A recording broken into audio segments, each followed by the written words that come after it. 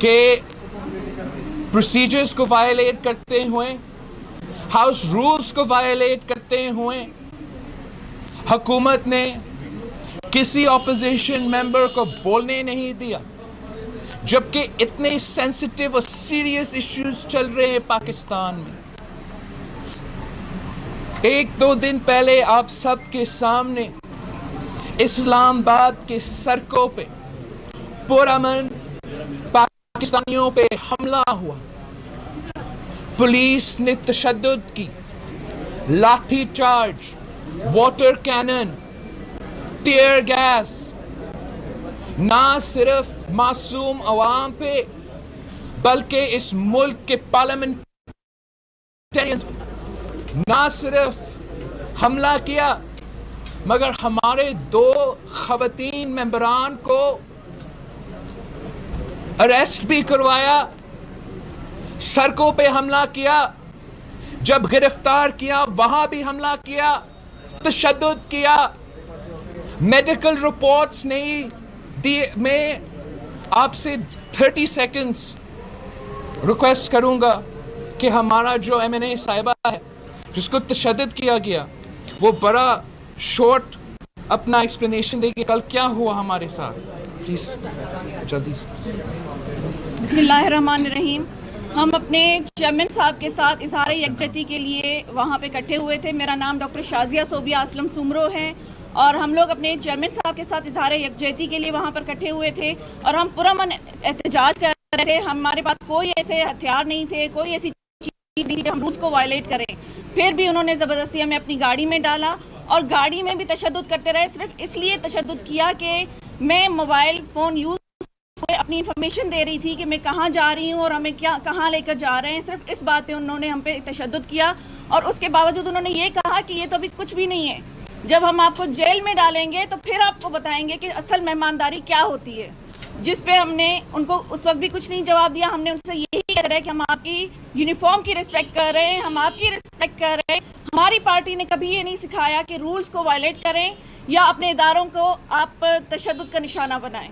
اس کے بعد جب ہمیں وومن پروٹیکشن سیل میں ڈالا گیا، ہم ان سے پوچھتے رہ گئے کہ باہر کوئی ہمارے لیے آیا ہے، انہوں نے ہمیں نہیں بتایا۔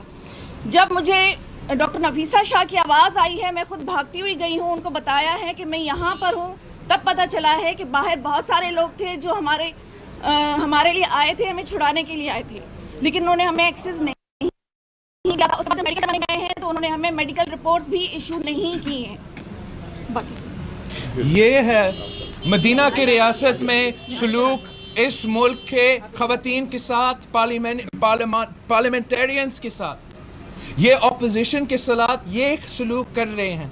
یہ نہ صرف سلیکٹڈ اپوزیشن چاہتے ہیں، اسلام آباد سے لے کے فاٹا تک۔ میں نے کل پریس کانفرنس میں مطالبہ کیا کہ جو علی وزیر صاحب ہے ان کا پروڈکشن آرڈر دلوائے۔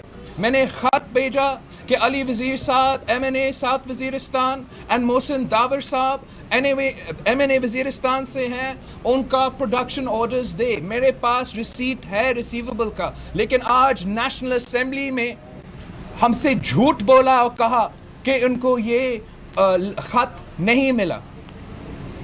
میں پھر سے مطالبہ کر رہا ہوں کہ یہ جو 2 انسان ہیں، پارلیمنٹیرینز ہیں، ان کے حق ہوتے ہیں، پارلیمان کو اپنا قانون ہونا چاہیے اور ان کو پروڈیوس کرنا چاہیے۔ یہ سلیکٹڈ اپوزیشن چاہتے ہیں، یہ سلیکٹڈ جوڈیشری چاہتے ہیں۔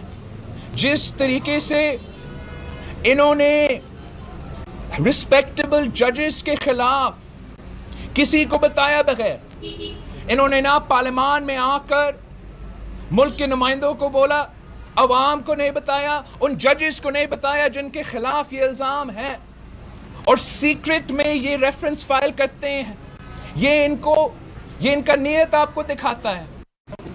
یہ مشرف کے باقیات، مشرف کا رویہ اپنا رہے ہیں، سلیکٹڈ جوڈیشری بنانے کی کوشش کر رہے ہیں۔ پرانے اعجاز شاہ کے جو طریقہ کار تھے، جو انہوں نے مشرف کے دور، آمرانہ دور میں اپوزیشن کے خلاف استعمال کیا گیا, جوڈیشری کے خلاف استعمال کیا گیا, آج مدینہ کے ریاست میں نیا پاکستان میں وہی آمرانہ وہی طریقہ کار اپنا رہے ہیں. پاکستان پیپلز پارٹی اس کو کنڈیم کرتا ہے اور پورے اپوزیشن اس کو کنڈیم کرتے ہیں.